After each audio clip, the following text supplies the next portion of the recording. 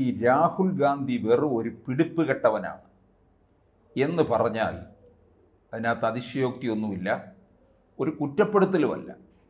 ഉള്ള കാര്യം ഉള്ളതുപോലെ അങ്ങ് പറയുന്നു. പ്രതിപക്ഷ നേതാവാണ് പോലും. എവിടുത്തെ പ്രതിപക്ഷ നേതാവ്? പാർലമെൻറ്റിൽ നേരെ ചൊവ്വേ ഒരു കാര്യം അവതരിപ്പിക്കത്തില്ല. ഒരു പ്രതിപക്ഷ നേതാവെന്ന് പറഞ്ഞാൽ രാജ്യത്തെ പ്രധാനമന്ത്രിക്ക് നേരെ എതിരെ നിൽക്കുന്ന ഒരാളാണ്. അതെന്താണെന്ന് രാഹുൽ ഗാന്ധിക്ക് മനസ്സിലാക്കാൻ സാധിച്ചിട്ടില്ല. കൂടെ ഒരു ഉപജാപ വൃന്ദമുണ്ടല്ലോ, ഈ ഉപജാപ വൃന്ദങ്ങൾക്കൊട്ട് മനസ്സിലാക്കി കൊടുക്കാനും കഴിയുന്നില്ല. അവരാണ് ഈ രാഹുൽ ഗാന്ധിയെ വഴിതെറ്റിച്ചു കൊണ്ടുപോകുന്നത്. ഒരു പെങ്ങളുണ്ടല്ലോ, ഒരു പെമ്പറന്നോര്, അവർ വയനാട്ടിൽ വന്ന് നിന്ന് മത്സരിച്ച് ജയിച്ചിട്ട് എന്താണ് കാണിക്കുന്നത്? പാർലമെൻറ്റിൽ പോലും നേരെ ചൊവ്വേ എത്തത്തില്ല. അവിടെ വഖഫ് ഭേദഗതി ബില്ല് അവതരിപ്പിച്ചപ്പോൾ അവിടെ ഇല്ലായിരുന്നു. പിന്നെ AICC സമ്മേളനം നടക്കുമ്പോൾ അവിടെയുമില്ല. എന്തോ അവധിക്ക് അപേക്ഷ തന്നിട്ട് പോയതാണെന്ന്. AICC സമ്മേളനത്തിന് എത്തുകയോ എത്താതിരിക്കട്ടെ, അത് അവരുടെ കുടുംബകാര്യമാണ്.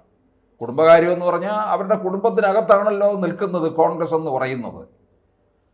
അതായത് പാർട്ടിയെ നയിക്കുന്നതും എല്ലാം അതിനകത്തു നിന്ന് തന്നെയാണ്.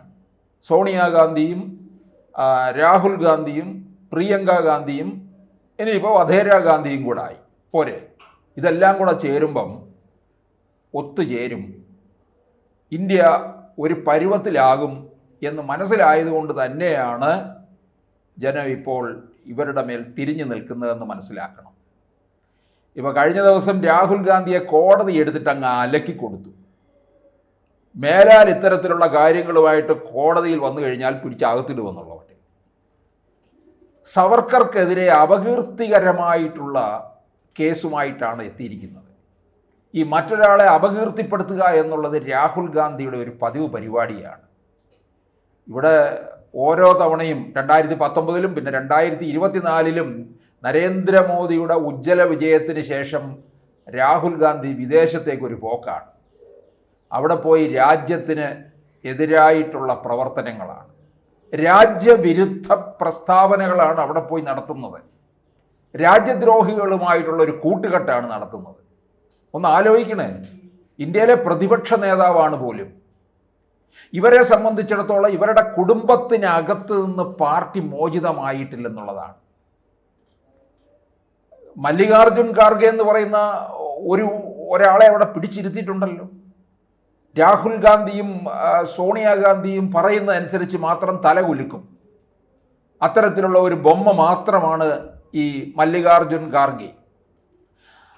അതല്ലാതെ വേറൊരാളില്ലല്ലോ പാർട്ടിക്ക് അകത്തു നിന്നും ഈ കോൺഗ്രസ് പ്രസ്ഥാനം നയിക്കാനായിട്ട്. തരൂരിനെ ഇവർ ഭയക്കുന്നുണ്ട്. തരൂർ വന്നു കഴിഞ്ഞാൽ അത് ചിലപ്പോൾ കോൺഗ്രസ്സിന് ചിലപ്പോൾ നല്ല രീതിയിലുള്ള മാറ്റമായിരിക്കും ഉണ്ടാകും. ആ മാറ്റം ഉണ്ടാകുമ്പോൾ ചിലപ്പോൾ നെഹ്റു കുടുംബത്തിനകത്ത് നിന്ന് പാർട്ടിക്ക് പുറത്ത് വരേണ്ടി വരും. അതിനെയൊക്കെ സോണിയാഗാന്ധിയും രാഹുൽ ഗാന്ധിയും പ്രിയങ്കയും ഭയക്കുന്നുണ്ടെന്നുള്ളത് തന്നെയാണ് വ്യക്തം. ഈ രാഹുൽ ഗാന്ധിക്ക് പലപ്പോഴും ഈ രാഷ്ട്രീയ ചരിത്രം അറിയില്ല എന്നുള്ളതിൻ്റെ തെളിവാണ് ഈ സവർക്കർക്കെതിരെ കേസുമായിട്ട് കോടതിയിൽ പോയത്. സവർക്കറെ മോശമായി ചിത്രീകരിക്കുന്ന തരത്തിലാണ് രാഹുൽ അവിടെ കോടതിയിൽ ഇടപെട്ടത്. അതുകൊണ്ട് തന്നെയാണ് കോടതി നന്നായിട്ട് ചെവിക്ക് പിടിച്ചെടുത്ത് കുടഞ്ഞു വിടുകയും ചെയ്തു. മേലാൽ ഇത്തരത്തിലുള്ള അപകീർത്തികരമായ കാര്യങ്ങളുമായിട്ട് വരരുത്, ആദ്യം പോയി ചരിത്രം പഠിക്കൂ എന്ന് പറഞ്ഞു. സവർക്കർ ആരാണ് എന്ന് ഭാരത് ജോഡോ യാത്രയിൽ ഒരു BJPയുടെ ഒരു പ്രധാന നേതാവ് തന്നെ പറയുകയുണ്ടായി. താങ്കളുടെ ഈ ഭാരത് ജോഡോ യാത്ര എന്ന് പറയുന്നത് കന്യാകുമാരിയിൽ നിന്ന് കാശ്മീരിലേക്ക് വരികയാണല്ലോ നടത്തിയത്. കന്യാകുമാരിയിൽ നിന്ന് യാത്ര നടത്തിക്കോട്ടെ, അത് ചെന്നെത്തേണ്ടത് ആൻഡമാൻ ദ്വീപുകളിലേക്കാകട്ടെ, സവർക്കർ കിടന്ന ജയിലറയ്ക്കുള്ളിലേക്ക് ചെല്ലൂ എന്നാണ് പറഞ്ഞത്. അപ്പോഴെങ്കിലും ഈ സവർക്കർ ആരാണെന്നെങ്കിലും ഒന്ന് മനസ്സിലാക്കേണ്ട ഈ രാഹുൽ ഗാന്ധി. അതിന് കഴിയത്തില്ല. അതാണ് കോൺഗ്രസ് പാർട്ടി എന്ന് പറയുന്നത്. എന്തിന്? ചേറ്റൂർ ശങ്കരൻ നായർ മലയാളിയാണ്, പാലക്കാട് ജില്ലയിലെ ഒറ്റപ്പാലത്തുകാരനാണ്. ചേറ്റൂർ ശങ്കരൻ നായർ ആരാണെന്ന് അറിയാത്ത കോൺഗ്രസ്സുകാരാണ് ഇന്ന് കോൺഗ്രസ്സിലുള്ളത്. ഈ ചേറ്റൂർ ശങ്കരൻ നായരെ കോൺഗ്രസ്സുകാർ മറന്നിരിക്കുകയല്ല, അവർക്കറിയത്തില്ല. BJP ശങ്കരൻ നായരെ ഉയർത്തിക്കാട്ടി നരേന്ദ്രമോദിയുടെ പ്രസംഗത്തിൽ ശങ്കരൻ നായരെ പ്രശംസിച്ചു. അതിനുശേഷമാണ് കോൺഗ്രസ്സുകാർക്ക് തലയ്ക്ക് വെളിവ് വീണത്. ശങ്കരൻ നായരുടെ വീട്ടിലേക്ക് എത്തുന്നു, അദ്ദേഹത്തിൻ്റെ സ്മൃതി കുടീരം പുഷ്പം കൊണ്ട് അലങ്കൃതമാക്കുന്നു എന്ന് വേണ്ട വലിയ ബഹളമൊക്കെ കാണിക്കുന്നു.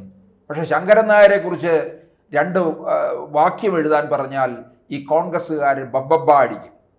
ഇവർക്ക് അറിവില്ല എന്നുള്ളതാണ്. ഇത് ഇവർക്ക് പറ്റിയിട്ടുള്ള വലിയ പരാജയം തന്നെയാണ്. അപ്പോൾ പിന്നെ രാഹുൽ ഗാന്ധിയെ കുറ്റം പറഞ്ഞിട്ട് എന്ത് കാര്യം?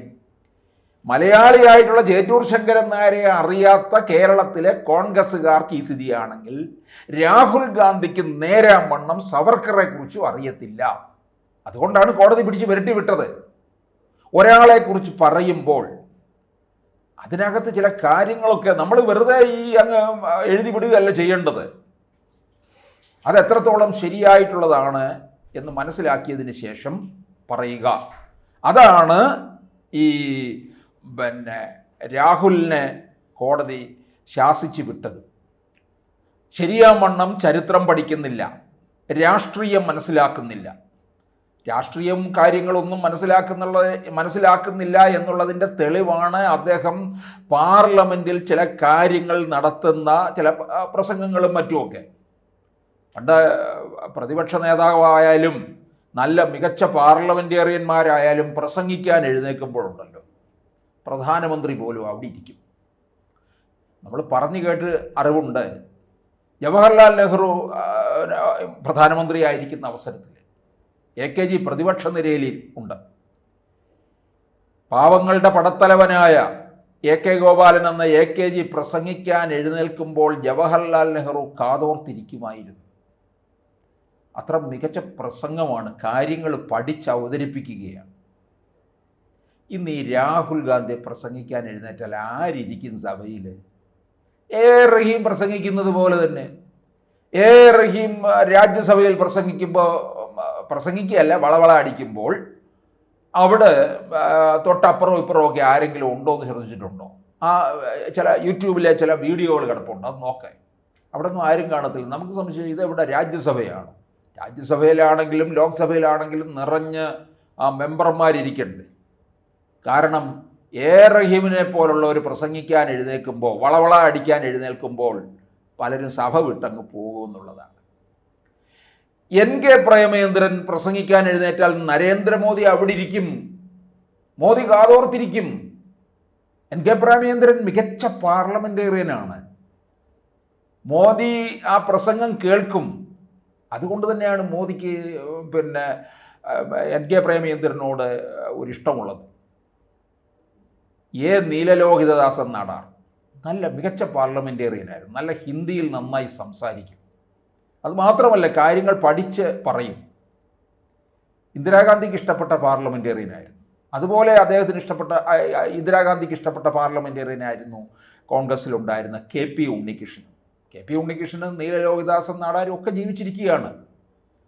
അവരുടെ പാർലമെൻറ്റ് അനുഭവങ്ങളെന്നൊക്കെ പറയുന്നത് വളരെ വലുതായിട്ടുള്ള കാര്യമാണ്. അങ്ങനെയുള്ള പാർലമെൻറ്റിൽ പ്രതിപക്ഷ നേതാവായിട്ടാണ് പോലും രാഹുൽ ഗാന്ധിയുടെ ഇരിപ്പ്. കോടതി പോലും നന്നായിട്ട് ശാസിച്ച് വിടുകയും ചെയ്തു. കഷ്ടമെന്നല്ലാതെ എന്ത് പറയാൻ?